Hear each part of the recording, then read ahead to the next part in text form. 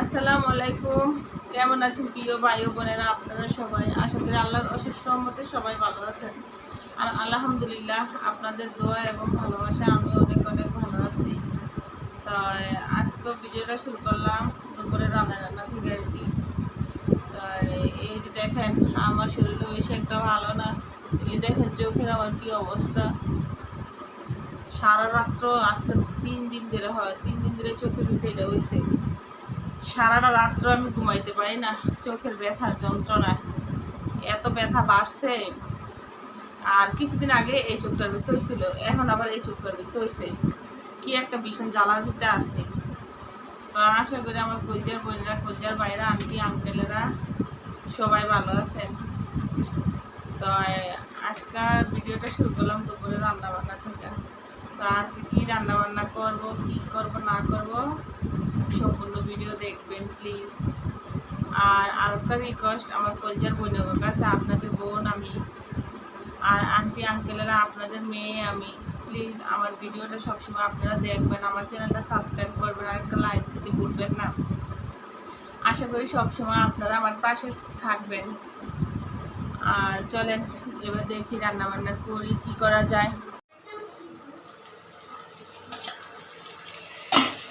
আজকে দুপুরে রান্না করলাম উস্তা আলু দিয়া ভাজি। এখানে দিছি কাঁচামরিচ আর একটু হলুদ আর লবণ। আমার ভাজি হয়ে গেছে। মাশাআল্লাহ, আমার হাতে উস্তা ভাজি করলে ভাজি দিয়ে ভাত খাইতে পারবেন, কোনো তিতা লাগে না। সবাই পছন্দ করে ঘরের আমার হাতে উস্তা ভাজি করলে। তো ভাজিটা নামাই নিব। উস্তা ভাজি কিন্তু এরকম জর্জরা হইলে খাইতেও ভালো লাগে। একদম জর্জরা হয়েছে আর আল্লাহর মতো একটু তিতা হয়নি। মাশাআল্লাহ, আমার হাতে উস্তা ভাজি করলে উস্তা দিয়ে ভাত খাওয়া যায়, ভাজি দিয়ে ভাত খাওয়া যায়।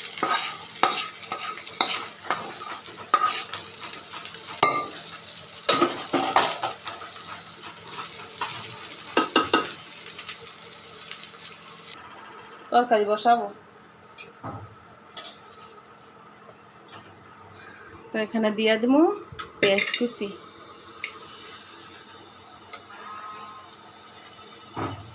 দিয়ে দেবো তেল, সয়াবিন তেল। আর আজকে আমি সবজি রান্না করবো কি কি দিয়ে জানেননি? পটল দিমু। এখানে আমি কি কি নিছি জানেন? দুল নিছি, পটল নিছি, আলু নিছি, এরপরে বটবুড়ি নিছি, সব কিছু নিছি। এই যে চিংড়ি মাছ কাইটা নিছি, চিংড়ি মাছ রান্না করবো। ভালো হইব না? ভালো হইব। তো আমি এখানে দিয়ে দিব মাছগুলা, চিংড়ি মাছগুলো একটু ভাজা হয়ে যাবে, ঠিক না? আজকে আলাদাভাবে মাছ ভাজি করতাম না। আর দিয়া দিই একটু লবণ পরিমাণ মতন।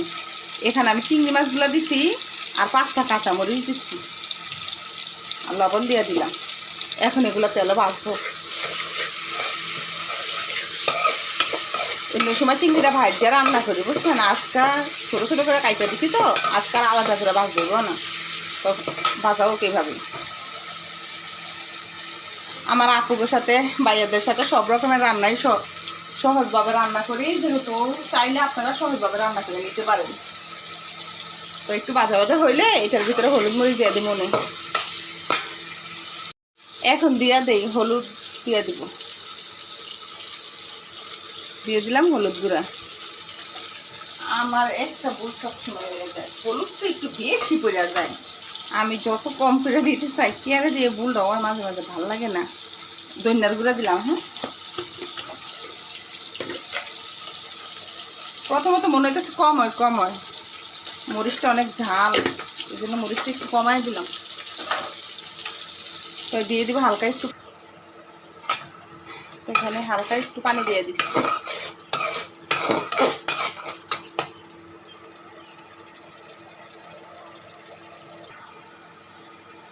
এখন দিয়ে দিব কাটতে রাখা সবজি। মাছটা কিন্তু অনেকটাই কষানো হয়ে গেছে, আর আগের থেকে তো আমি মাছটা একটু পেঁয়াজের সাথে ভাজা ভাজা করে নিয়েছিলাম। তা কি এবার দেওয়া যায়, এবার দিয়ে দিব।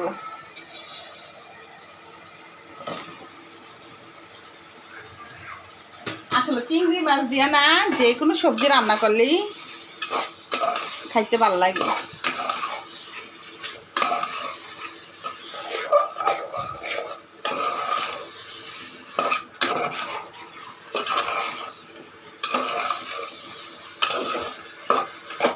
ঢাকনা দিয়ে দিব। আর কতক্ষণ পরে সে ঢাকনা তুলবো, আমি পুরা 2000-এর ভিতরে দিয়ে দিছি, চুলাটা পুরা বাড়াই দিছি। কিছুক্ষণ পরে একটু পানিরটা আসবো, পরে চুলা কমাই দিব নি।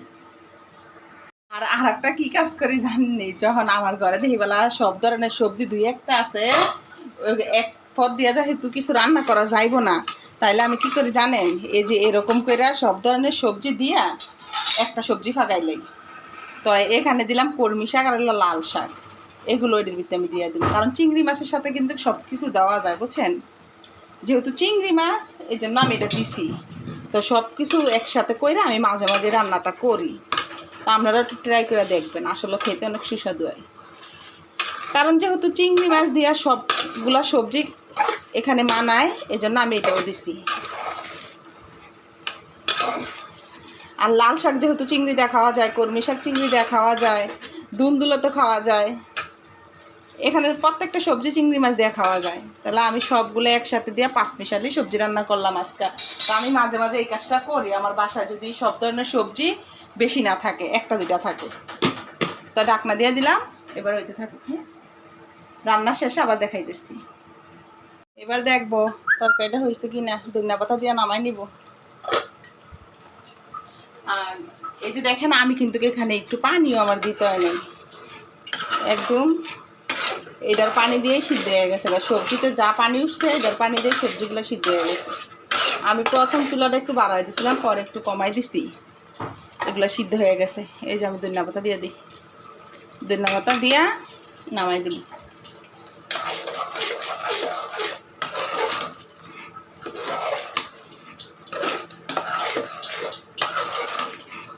তখন আমার রান্না বান্না শেষ, আবার দেখা হবো খাইতে যেয়ে।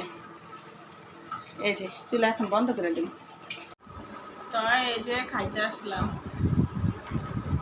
গোসল করলাম, নামাজ পড়লাম, তারপর খাইতে বসলাম। খামো কি, চোখের ব্যথায় ভালো লাগে না।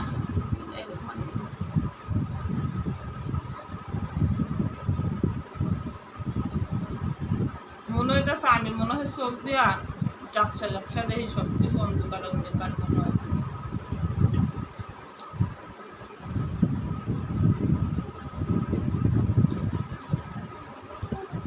বাজলে একটু খেতে হয় নাই। মুসা আপু দুষ্টামি করে না, খাইয়া লাও।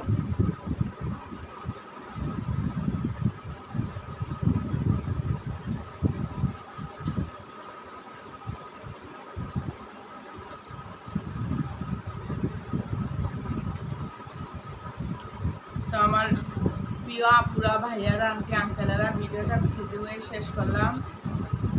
সবাই এখানে ভালো থাকবেন, সুস্থ থাকবেন। আল্লাহ হাফেজ।